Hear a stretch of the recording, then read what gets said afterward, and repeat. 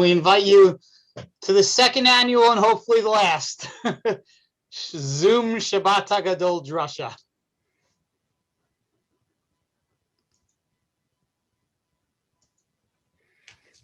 I guess that's my introduction.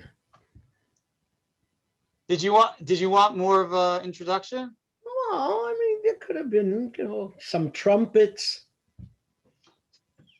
All right, this is a strange time to be doing a Shabbos Hagadol Drasha. It should be done on Shabbos Hagadol. But we can't do that this year because Shabbos Hagadol is also Erev Pesach, and we're not going to have a drasha in the afternoon. And so most rabbis move it to the week before.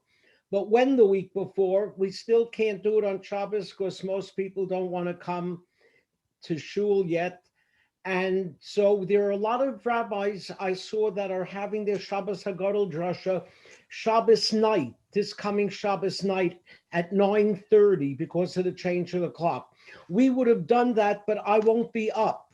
So we decided, let's try for Thursday and see what we can do. Okay, what we have tonight is two things. First, the first half is going to be a Shabbos Hagadol Drasha. The second half, the rabbis will be available to answer any of the questions that you might have about Pesach. All you have to do is put the question into the chat room and we'll pick it up at the end of the drasha and we'll take it from there. The title of this drasha could really be, let's see how many toes I can step on. Because there will be some toes that are going to be stepped on, but I think for good reason. But the real title that we have put down here is Put Not Your Trust in Princes, Nor in the Son of Man. It's very clear that Judaism was very careful about the people who we are to listen to and who are to follow, and how important it is to be prepared to think for ourselves. And we have some examples of this in our contemporary society that I'm going to point out this evening. But first, let's begin from the beginning. The beginning is Pesach and the Haggadah. In the Haggadah, there is a debate that we have in the Talmud on what is the story that we should tell. There were some who said that we should tell the story of our physical enslavement. There were some who said we should tell the story of our spiritual enslavement. And there are some who said that we should speak of our glory thereafter. Well, we try to do all of these things. The first thing we do is we speak of our physical enslavement, and that was Avadim Hayunu LePharaoh Mitzrayim. We were slaves to Pharaoh in Egypt. But we also wanted to speak about our spiritual enslavement. And to speak of our spiritual enslavement, we start with Mitchila Ovdei Avodah Zarah Hayu Avosenu, that our ancestors were idolaters. And then it tells the story of the Jewish people, and we read this in the Haggadah. You'll see it's the first thing we have. And number 1, and Joshua said unto all the people, thus said the Lord God of Israel, your fathers dwelt on the other side in the old time, even Terach, the father of Abraham, the father of Nachor, and they served other gods. Going all the way back to Abraham's father, he was an idol worshiper. And I took your father Abraham from the other side of the flood and led him throughout the land of Canaan and multiplied his seed and gave him Isaac. And I gave unto Isaac Jacob and Esau. And I gave unto Esau Mount Seir to possess it. But Jacob and his children went down into Egypt. Okay. But there's another sentence there that we don't quote. And I sent Moses and Aaron, and I plagued Egypt according to that which I did among them, and afterward I brought you out. Why didn't we include that in the Haggadah? This is an example of where Moshe is intentionally left out of the Haggadah. The name of Moshe does not appear in the Haggadah, only in a passing reference later on in the Haggadah. But Moshe is completely cut out of the Haggadah. You could say it was an oversight, but here you can't say that because they specifically left out the next sentence that had Moshe's name. Why did they leave out Moshe? Sherry, you're raising your hand, yes? Because God wanted all the credit. Sherry says because God wanted all the credit. Yes, but it's a little bit nicer than that. We left out Moshe, and here, you know what? Let's skip number 3 in our sheet. Let's look at number 4. And thou shalt speak and say before the Lord thy God, Assyrian ready to perish was my father, and they went down into Egypt and sojourned. We read this also at the Pesach Seder. And what's the last sentence there? And the Lord brought us forth out of Egypt with a mighty hand and with an outstretched arm and with great terribleness and with signs and with wonders. But there was another sentence there that we leave out. And he brought us unto this place. Why?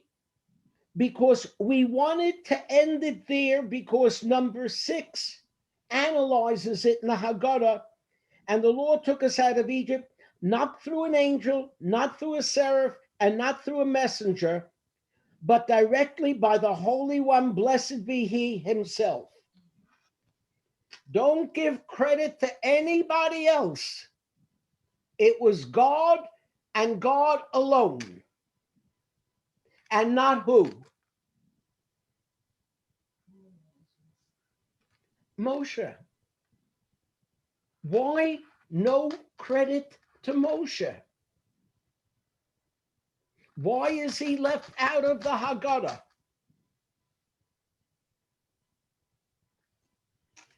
Because Christians started to interpret this story and made Moshe into Jesus.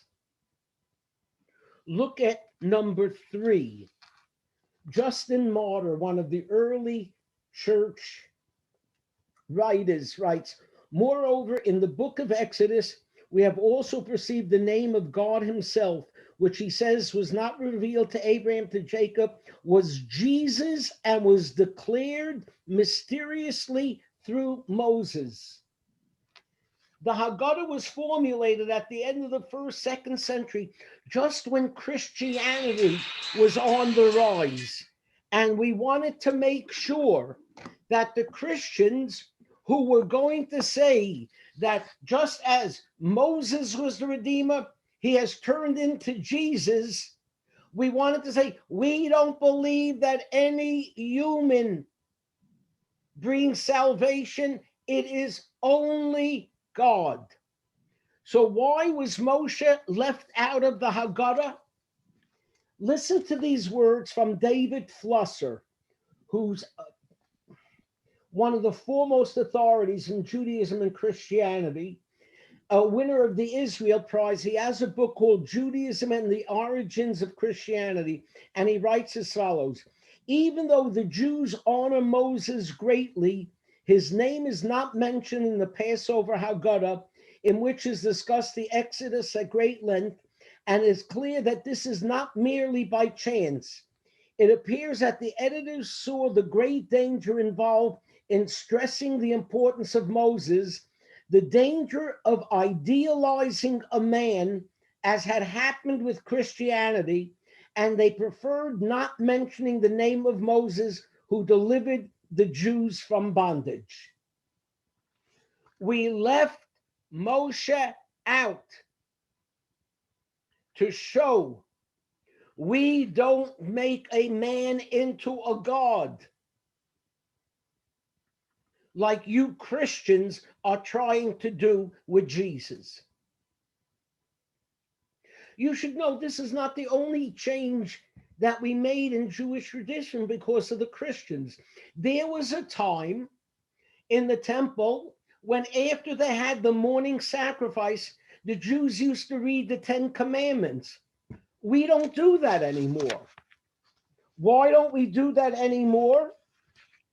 You will see it on page, let me see in our notes. Well, we don't have it in our notes. We do, number 7.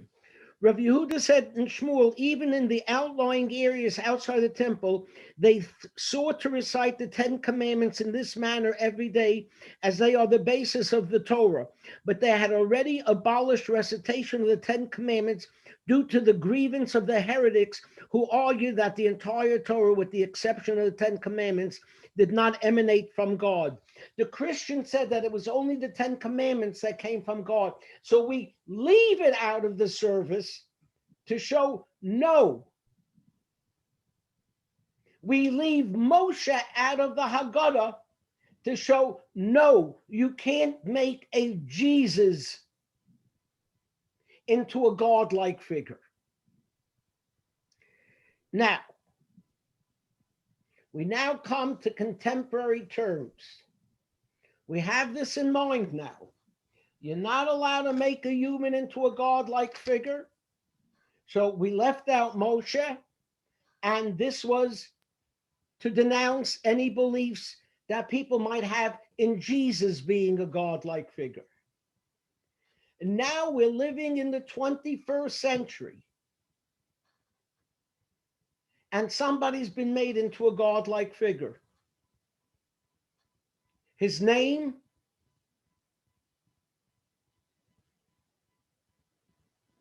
let's read number 8.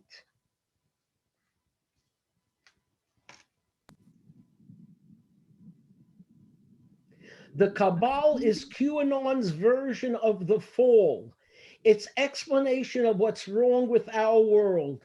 Q is the movement's John the Baptist, drops are its scripture, and Trump is its Messiah, ostensibly working at great personal cost to defeat the Cabal and usher in a new age of American greatness.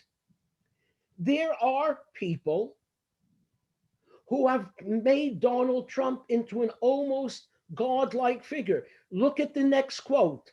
Donald Trump is God's chosen one. That's Rick Perry. And look at number 10. I am the chosen one. That's the only way of understanding a question I'm going to ask you right now. Why is it considered so important for people to say we have to get Donald Trump to tell people to get the vaccine and wear a mask? Only if he tells them will they do it. Why if he tells them? What does he know about vaccine? What does he know about masks? Why would you go to a political figure and millions of people will only do it if he says so?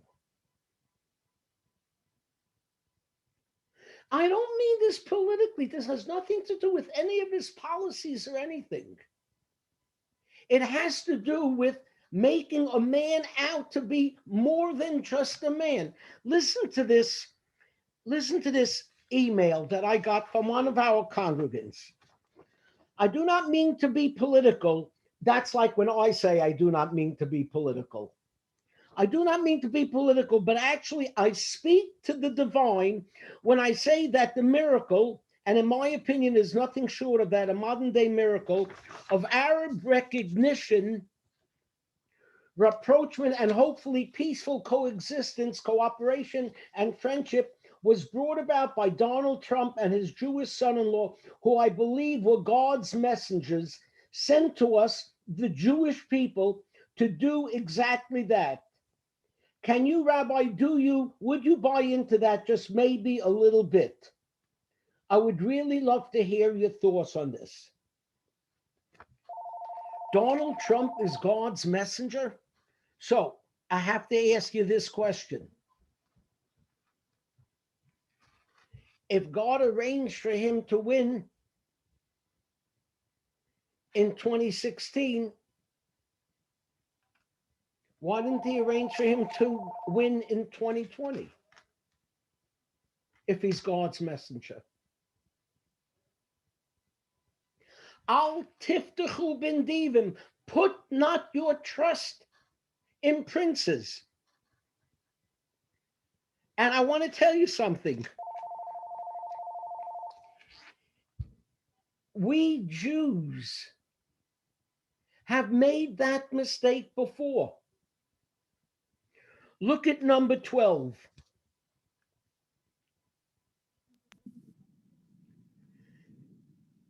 The day Roosevelt died, Norman Podhoretz, all of 15, who later on became the founder of Commentary magazine, wrote a poem for his high school paper comparing the president with Moses, two great leaders who perished on the very cusp of the promised land.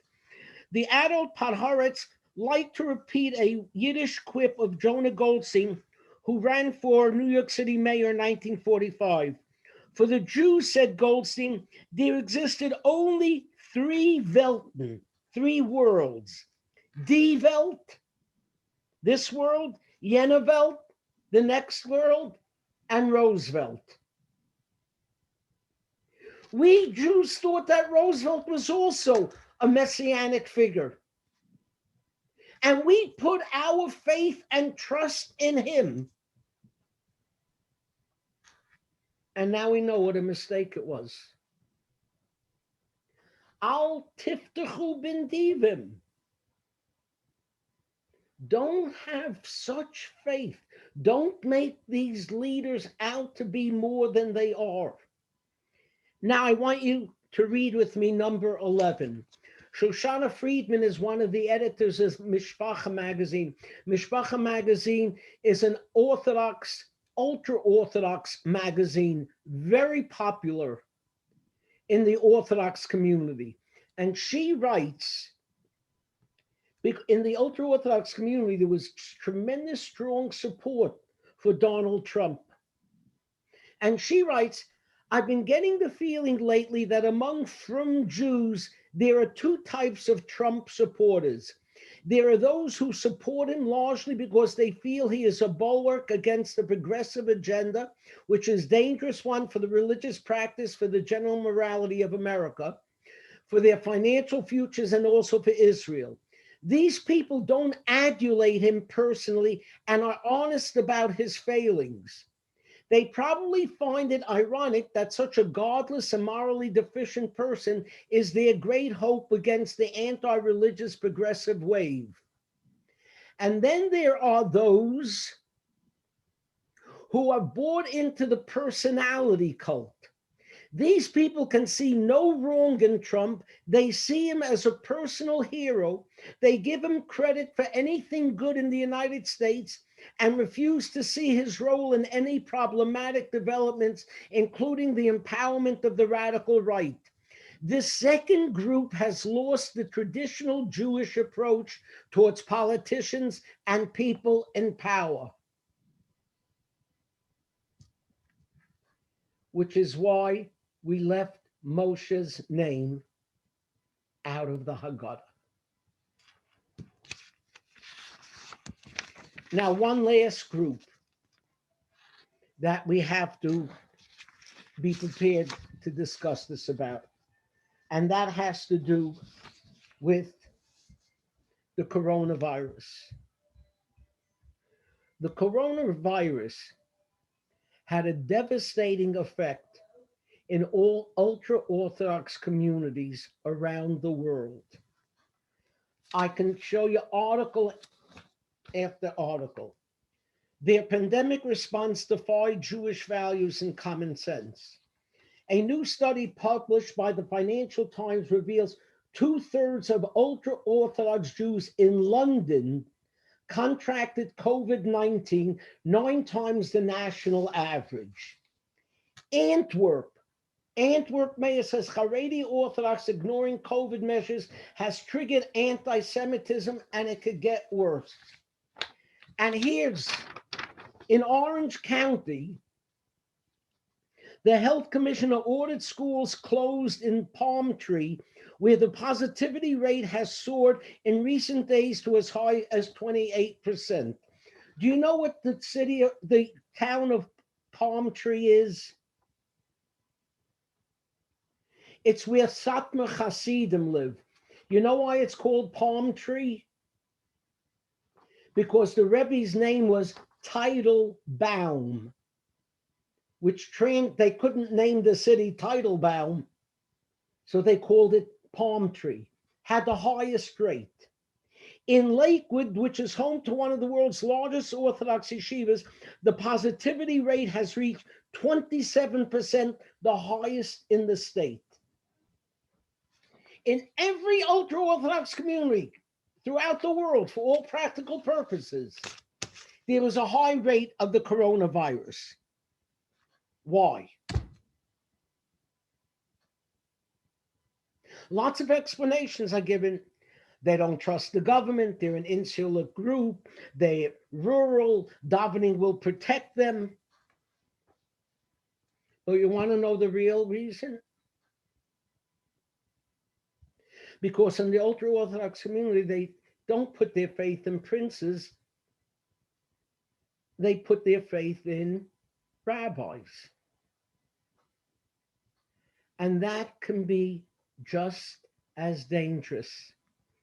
Some of the leading ultra-Orthodox rabbis died from coronavirus. Rabbi Yaakov Perlo, Rabbi Eliyahu Bakshi Doron, Rabbi David Soloveitchik, Rabbi Yitzchok Steiner, Abraham Twersky, David Feinstein, Chaim Meir Worsner, Mordechai Gorari, Yehuda Leib Grona, Yehuda Yaakov Refson, Chaim Mertz, Rav Romy Cohen. What did all of them have in common? Nobody ever saw them wearing a mask. The rabbis did not wear masks, and so their followers did not wear masks. You saw pictures of thousands of Hasidim going to weddings and to funerals without a mask on their face. And it's because the rabbis didn't tell them they have to do it. Because if the rabbis tell them, they listen. You know, there's an old song, As the Rebbe sing, as the Rebbe sing. If the Rebbe sings, all of the Hasidim sing. And if the Rebbe laughs, and if the Rebbe wears a mask, then everyone else would have worn a mask. But people put their faith in the rabbis. Now, let me ask you a question. The leading ultra-Orthodox rabbi today is Rabbi Chaim Kanievsky, who's 93 years old. There's no picture of him wearing a mask. What is known is that a woman came to ask him, she is pregnant, should she take the vaccine? Now, would anybody come and ask me if they're pregnant, should they take the vaccine? Would they ask Rabbi Posner? Because there is a feeling in the ultra-Orthodox community that the rabbi knows it all. It's called Das Torah. Read number 13. The great Jewish sages possess a special endowment or capacity to penetrate objective reality, recognize the facts as they really are, and apply the pertinent halachic principles. This endowment is a form of divine inspiration, as it were, bordering, if only remotely, on the periphery of prophecy. Gedolei Yisrael inherently ought to be the final arbiters and sole arbiters of all aspects of Jewish communal policy and questions. Even knowledgeable rabbis who may differ with the Gedolim on particular issues must submit to the superior wisdom of the Gedolim. You have to ask the rabbi all aspects of Jewish policy because he has a divine connection with God. Then why do we leave Moshe out of the Haggadah? And if the rabbis have this divine connection with God, then how come Rabbi Akiva made the mistake in thinking that Bar Kokhba was the Messiah? Or you can read this sometime yourself, number 15. The Belzer Rebbe was living in Hungary towards the end of World War II, and he left for Israel, and all the Hasidim stayed in Hungary. His brother read a letter to the Hasidim in Hungary saying, you shouldn't think the Rebbe left because we're in danger. He left because of his love of Israel. And this is the last sentence. He saw rest, the tzaddik sees that there will prevail here for the residents of Hungary, rest and tranquility. They all died. The rabbi was wrong. Al tiftachu bin divim. Nobody knows it all. Number 17, we suggest that the critical feature distinguishing modern Orthodox from the traditional Orthodox is the nature and scope of the authority to which each is committed. Traditionalists, that's the ultra-Orthodox, allow their leaders authority in political and personal matters, and the leadership attempts to exercise authority beyond the specifics of halacha. Modernists, in contrast, seek maximum scope for personal decision-making, and their leadership limits its authority only to halacha, which is what number 18 is all about. Rabbi Soloveitchik writes that after the Six-Day War and that we had captured all of Jerusalem and the West Bank, whether they should give it back. And Rabbi Soloveitchik said, why are you asking me? I'm a rabbi. This is something that military leaders should be answering. If they say it's safe to give it back, we can give it back. If they say it's not safe, it's not safe. But he understood that everyone knows just so much. And al tiftachu bin divim, don't put your full trust in others. We're living in a time when we have to be very, very careful and make sure we know the facts. I have 5 examples that I can give you over here of it, where we can't depend upon what others say. We have to think for ourselves. Let me give you a couple of examples, quick. Dr. Seuss. Everybody is talking, this is cancel culture. We're canceling Dr. Seuss. But if you check the facts, nobody forced them to stop those books with Dr. Seuss. It was the family and the company that owns the rights that decided to, because they felt certain things in the book were not appropriate for children, like pictures of Africans as being monkeys. And maybe a 5-6-year-old shouldn't be raised that way. If they pictured Jews as rhinoceroses with a big nose, would we like it? So we have to think.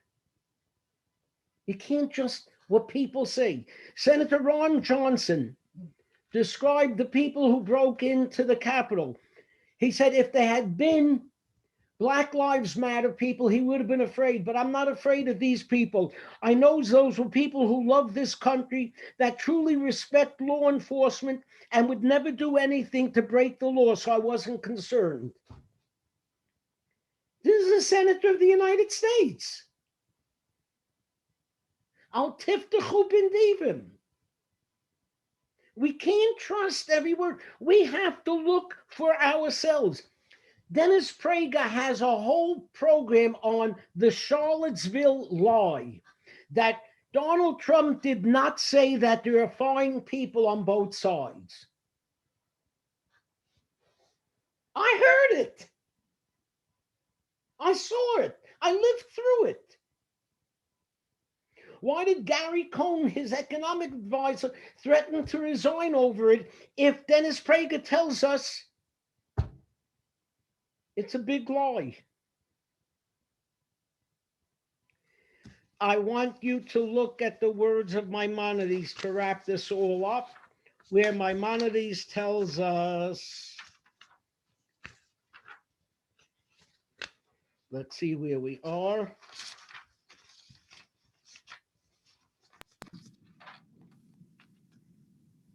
Do we have it?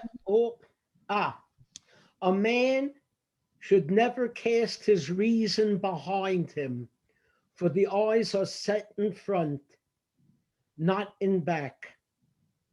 And the Ralbag says, the law cannot prevent us from considering to be true that which our reason urges us to believe.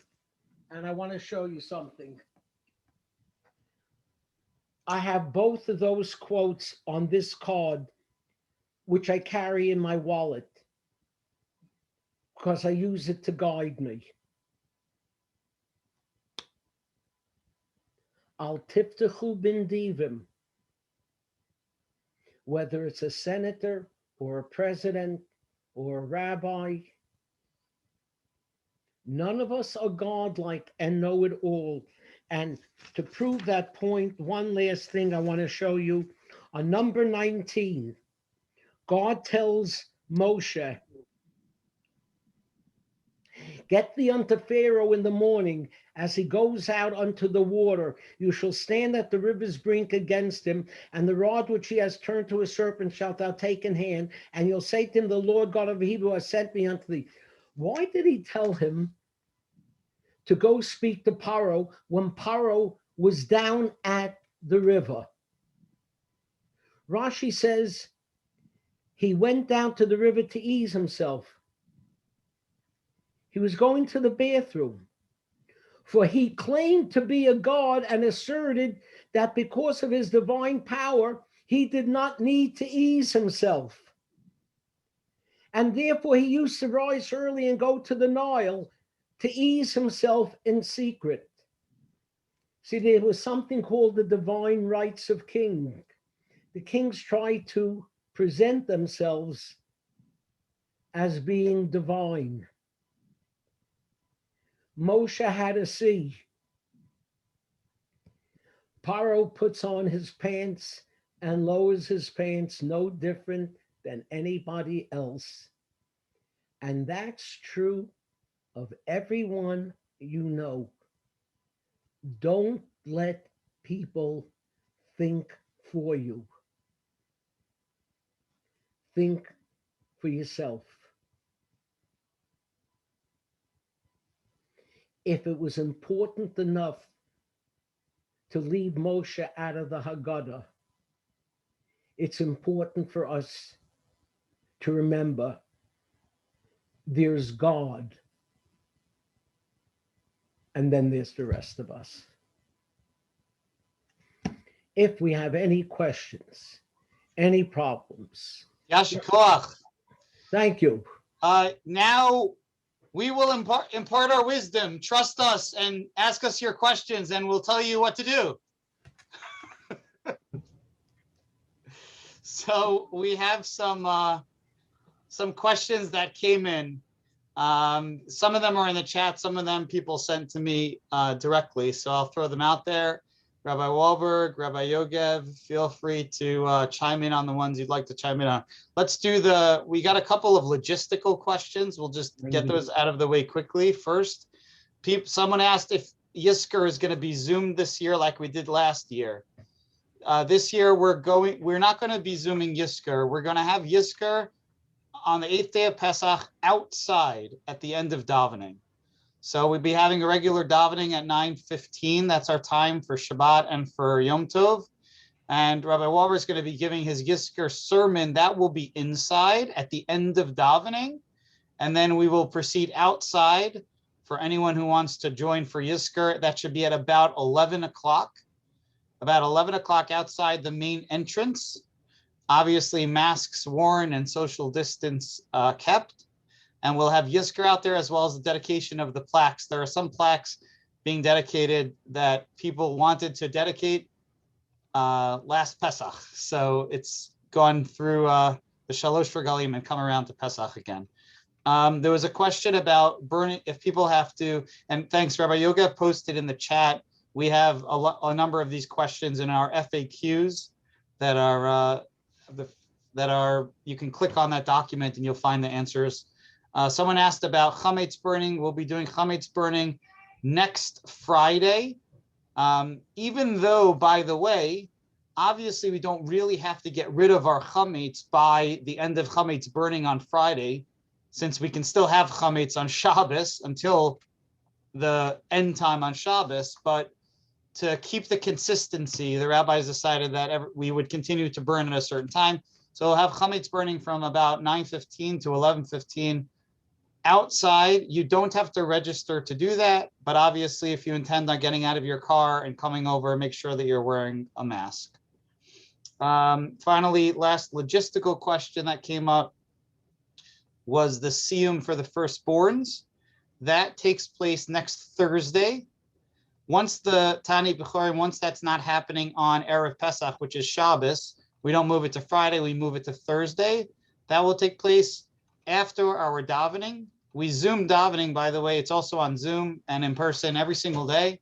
Davening is at 7:30 in the morning every day except for Sunday. And so it's in the main sanctuary, social distance, masks every time that we're doing any davening.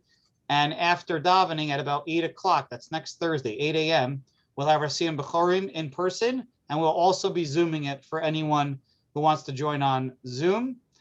Just in case people don't know, what about the bagels, Rabbi? What's that? What about the bagels, Rabbi? Yeah, there's not going to be bagels, but there will be. So there is an idea that everyone should really join together in eating. That's part of what makes the Siyum exempt one from fasting for the day. So on the way out, there will be some pastries or something for people to grab on their way out. So you can watch it on Zoom, but if you want the pastry, then you have to come in person. I hope everybody knows that whenever we're gathering, and this has been the case for the last bunch of months and will continue to be the case for the foreseeable future, we are all wearing masks and we're all social distance. So any of the rabbis want to add anything as far as those logistical questions? All right, so now I'll put out the more content-driven questions that came in earlier, and Rabbi Yoga, Rabbi Wahlberg, feel free to answer if you'd like. One question is asked from a couple of different sources is next Shabbos, what we do with hamotzi. Do we have challah? Do we have egg matzah? Is there a certain time we have to finish eating by? Someone want to take that one? I can, Rabbi Wahlberg. Rabbi Yoga, you're a little bit quiet. Can you hear me okay now? Yeah, that's better. All right. So we burn the chametz in the morning, and we're going to leave aside. It's important to eat lechem mishnah on Shabbos. That's the complex part. You want to eat 2 loaves or two full rolls of bread for each meal Friday night and Saturday morning. So what we do is we either use rolls of bread, we put them aside, we don't burn them, and we eat them carefully, not to spread chametz throughout our house that we clean so carefully. So we'll eat them Friday night, the rolls, and Saturday morning.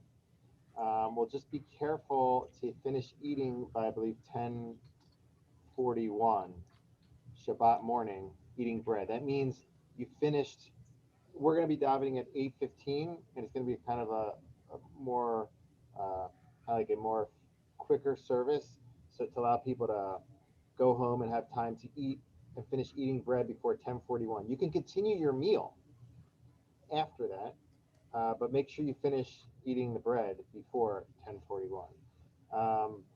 One can also eat egg matzah for lechem mishnah, for the rolls that you need for Shabbat meal, but we don't eat them after that time either. So those are like two options. But you cannot use matzah itself. Yeah, exactly. You That's can't why we eat matzah erev Pesach.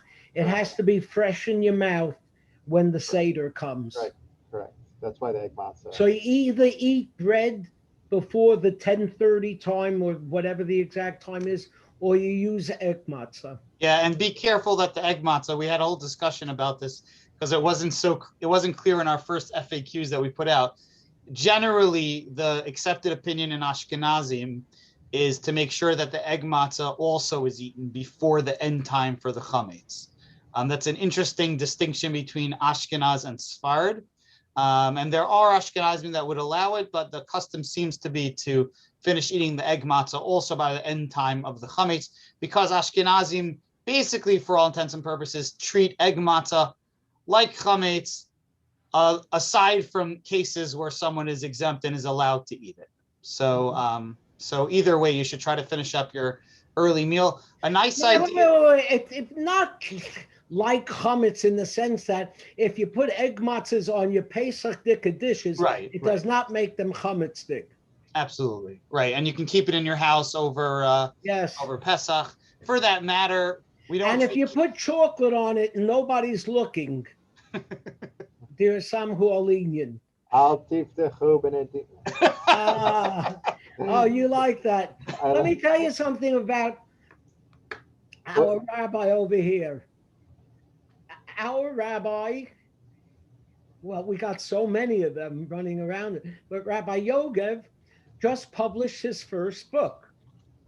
It's a book of essays on the Pirkei Avot, on the ethics of the fathers, which we read between Pesach and Shavuos, and whoever comes to the Yiska service will get a copy of it, or you can download it. We'll make it available next week, or you can pick it up in the office. But it's really very well done and really nice. Rabbi Yogev, do you think that we're gonna be counting to see if there are more people who come for the pastries, for the fast day, or for the Yisker? Yeah, by the way, Rabbi Wahlberg mentioned about the egg matzah. Yeah, I should have said we really treat it like chametz. We don't treat it like chametz. We don't eat it. But the same thing for kitniot also. Kitniot are not chametz either. One doesn't have to sell their rice or things like that. They could have them around the home as well. So that's something for people to be aware of. All right, another question that came up was, a couple of people asked this question. One more question before we get to that. One more question on the chametz on Shabbos. What's very interesting is when the rabbis sell the chametz, because I hope everyone knows the rabbis don't buy chametz. Everyone says, well, the rabbi be buying chametz, right? The rabbi is your agent to sell the chametz. If your rabbi buys the chametz, then we've got a big problem. Well, he has a big problem. Well, no, everyone's got a big problem. All their chametz is still owned by a Jew. It's no good.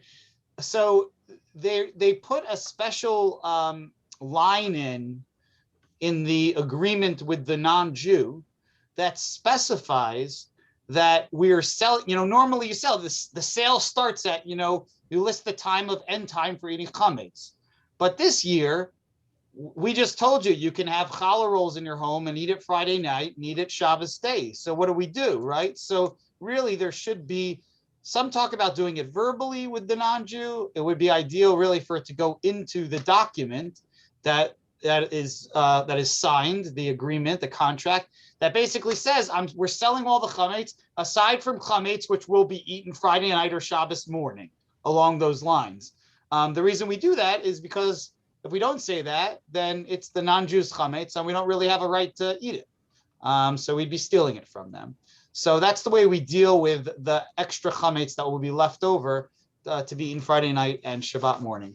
So another question that came in, and this comes up a lot, and I have a feeling Rabbi Wahlberg will have something to say about this, because He likes the Seder a lot. That's the Pesach. Does everyone know Pesach is Rabbi Wahlberg's favorite time of the year? Yeah, no. Pesach is. It is. It really It really is. It really Center is. of the year.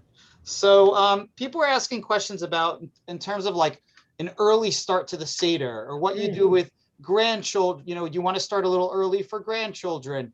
Can you start early? And what are the most important parts? Like if you're, you don't have that much time, what will be more important? Telling the Pesach story, saying Hallel, eating matzah, looking at the pieces of the Seder plate.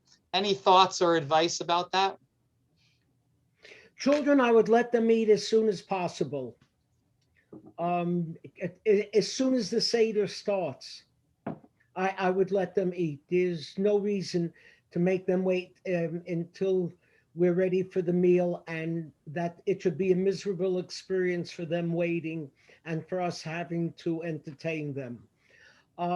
In general, you could start some of the Seder earlier, but you have to wait with the 4 cups of wine. That has to be when it's already after Shabbos and it's the Seder time.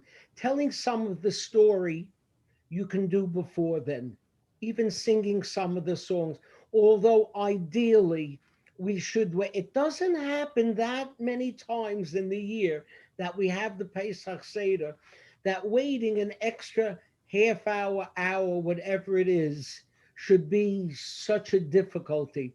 For children, let them eat. But for the rest of us, as much as we can wait until Shabbos is over, we should do that. But if that's impossible, then some of the stories that are told in the Haggadah, we can tell beforehand, but don't drink any of the wine, the mitzvah of the Dalet Kosos, and the mitzvah of the matzah and the moror until it is completely evening. Yeah, that's funny. That's almost the exact same answer that I give people. Like some preparation can help a lot with this. First of all, right? So oftentimes, but by the time people sit down to the Seder, then they have a 15, 20-minute conversation about who knows what. I mean, all those conversations can certainly happen beforehand, and checking in and going around the table and finding out, what you're up to and how you're doing and all that stuff obviously can happen. Wait a second, Rabbi Posner. My sermon this Shabbos is telling people not to do that. No, they do that before. That's what all that stuff, right? It's true, but I don't know what your sermon is, but it's true. A lot of times people take so long having all these conversations and things like that they think the Seder lasts really late, but like you can get to the Seder. So some preparation. I want to tell you what we're going to be doing this year, which works out. We actually do this in general, but it works out particularly nicely this year with Shabbos, is that we'll be eating our Shabbat morning meal, our Shabbat lunch meal early, 10 o'clock or when shul finishes. That'll be like a brunch, something light and easy, light and easy. And then later in the day, around 4 or 5 or so, we're going to have a nice big Seudah Shlishit, a nice big Shal Shidduch.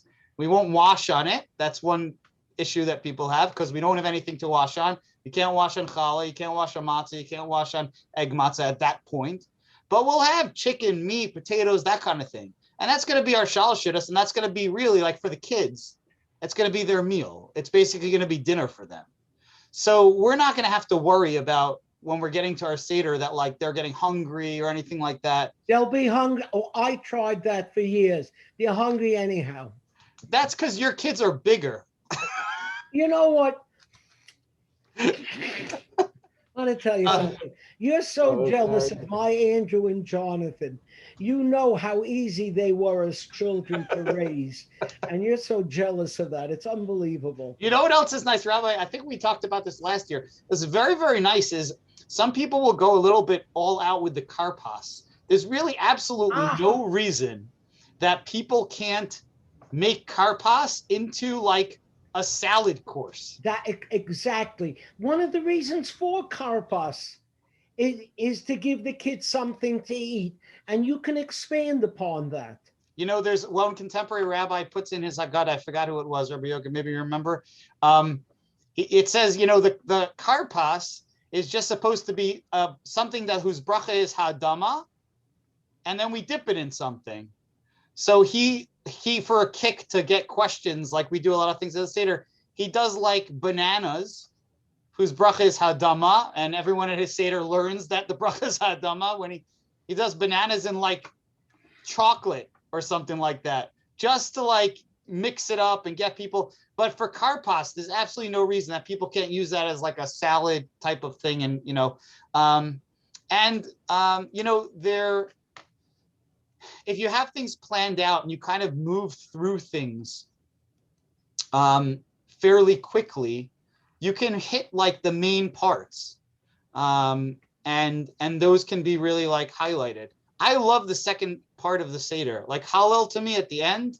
That's one of my favorite parts of Seder. A lot of people don't last until then. But what it takes is really it takes some discipline to make sure that you cover the pieces that are the main pieces to be covered. And sometimes you got to move things along in order to make that happen. Were there any more questions that came up in the chat meanwhile? Rabbi Yogav, did you see any? I wonder if you have students. We have something from Arena who says That's Rena Poland. Oh, we always have platters of veggies and fruits on the table during the Seder. You all should feel comfortable stopping by for a little nosh. Thank you. Rabbi Wahlberg, there was a great question that was sent directly to me that was actually a question on your Shabbat Hagadol Drasha. Yes. Now people are going to think I made this like it's a very intelligent question. So it sounds like I'm making, it's not me. It's not coming from me. I didn't even know what he was talking about. This comes from our good friend Akiva Roth, who's one of many people who are, by the way, set a record for non-Baltimore attendance at your Shabbat Hagadol Drasha tonight. I see a lot of people visiting from different places. So he said that there's a theory that Rabban Gamliel's, whoever doesn't say these three things on Pesach, is a polemic against Jesus and Christianity. He's absolutely correct. Absolutely correct, because the early Christians, took those symbols and turned them into Christian symbols. The shank bone was the body of Jesus. Pesach matzah was the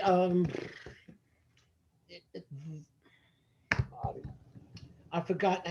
Amora was the bitterness of his death. But matzah's the wafer, right? Yes, that is the wafer.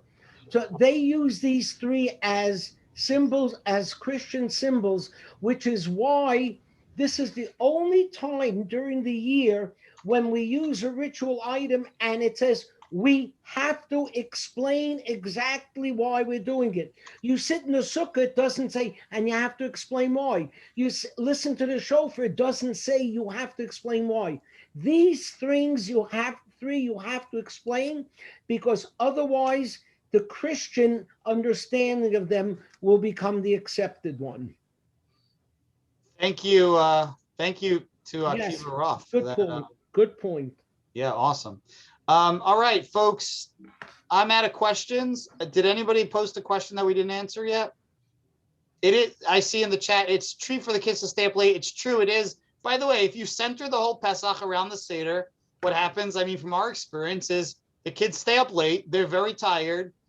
My kids don't sleep late in the morning. They wake up, but they're exhausted. And by the afternoon, they'll take a nap because they're just so tired.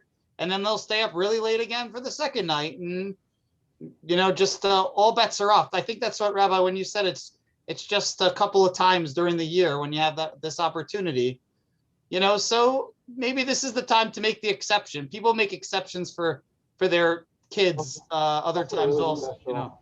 This year's a really special opportunity to actually go into the Seder relaxed. It's very rare. Yes, I find that when it comes out with Shabbos as Erev Pesach, it does give you a chance, to relax a little bit beforehand, kind of. Listen, ladies and gentlemen, of all of the Jewish occasions that we have as a family, the Pesach Seder is the one that leaves the most lasting impression. Your Judaism and your Jewishness is reflected in your Pesach Seder, and what your children and grandchildren and son-in-law and daughter-in-law take away from that Seder impacts on their feelings about Judaism throughout the world. So you have to prepare beforehand. You have to look for some questions, some readings, some things to discuss. This should not be the occasion to discuss Meghan and Harry, because otherwise your kids are going to remember that's what the Pesach Seder meant. I see over here, there's something here from Bobby K, that every man made Kiddush at my Zadie Seder. Look how he remembers that. And we all have something that we remember from the Seder. It can even be the smell, the taste. But we got to make sure that we provide the smell and the taste and the flavor and the experience, because that's what our children are going to remember, and that's what they're going to emulate.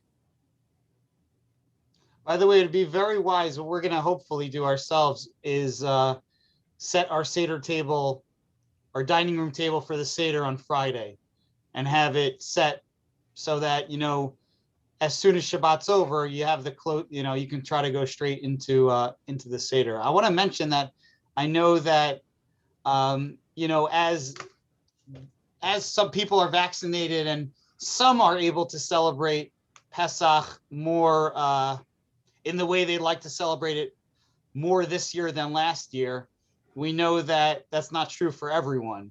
And some of us may be having very quiet Sidarim this year that won't have everyone gathered around the table. And hopefully we learned some things from last year. I think one of the beautiful things that came out of this past year is that people really did find silver linings all over the place. And you know what, when you talk about rushing and, having to consider the time that everyone around the table, this one has to get away from this one, there's also something nice about being able to take your time and do it at your pace and do it slowly and all that. And if you are someone who's home alone for the Seder, whatever the case, feel free certainly to reach out. We have some good resources, some stuff from last year and some other resources that we have available that can help you. I actually have the recording from our Zoom Seder last year. If you're looking for just like a Zoom Seder to follow, it's a half We're hour going to long. put out stuff next week to help you with the Seder, but we can't make you look at it. You have to do it on your own. Well, Rabbi Wahlberg, on behalf of everyone here, Yasha Koach, thank you for Thank you. your beautiful drasha. And if anyone has any further questions or anything, obviously feel free to reach out to us. Hey, Rabbi Posner, who's delivering the Shabbos Hagadol Drasha next year? I will have to see if that's in the job responsibilities of a rabbi in residence. It sounds like the kind of thing a rabbi in residence would do. I don't know. And if you do it, do I have to come? I think that if I give the Shabbos Hagadol Drasha next year, I may be the longest tenured rabbi to not give a Shabbos Hagadol Drasha and then give a Shabbos Hagadol Drasha. And give it. Meaning, like most rabbis out there, like either are shul rabbis and give them, or they're not and they don't. So one thing all of you should know: there will be a Shabbos Hagadol Drasha. Who will deliver it? If I had to bet my money now, I would say Caleb Gitlitz. Caleb, Rabbi, I'm glad you mentioned it. Caleb, that's rabbinic intern Caleb Gitlitz. He's on tonight, actually. I don't know if everyone knows this, that over this month, our rabbinic intern Caleb is in his senior internship, and he is interning with us. I have to tell you a great story, because this is what Beth Tefillah is all about.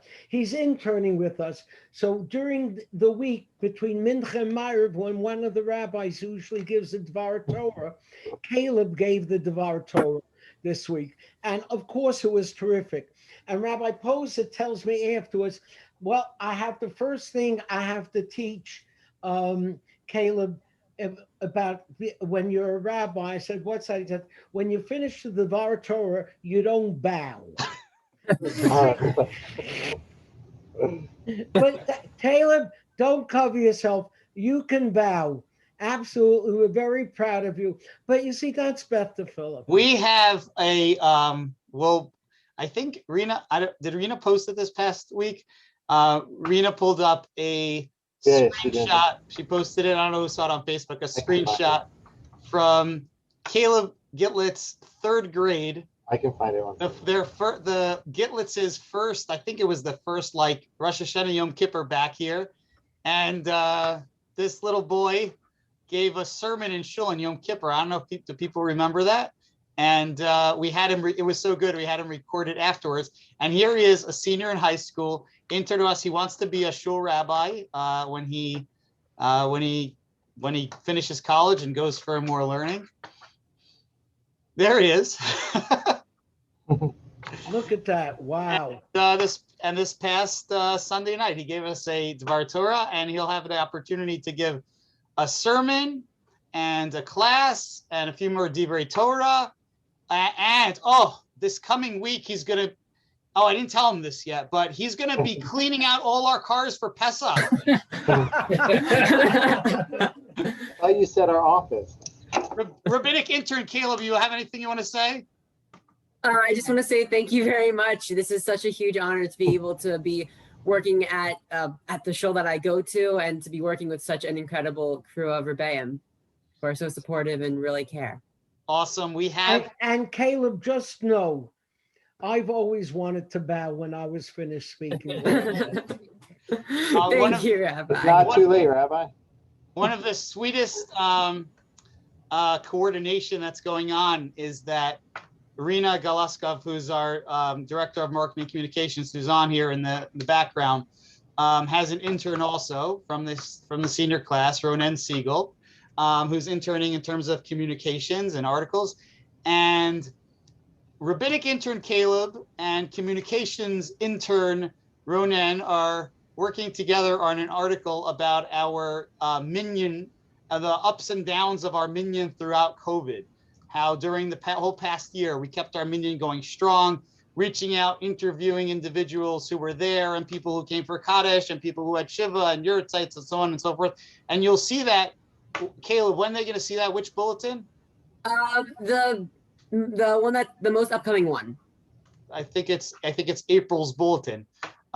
Maybe it's May. It's May's bulletin. I went to physical therapy today at Gary Casimir, and interning there is Allison Schwartz.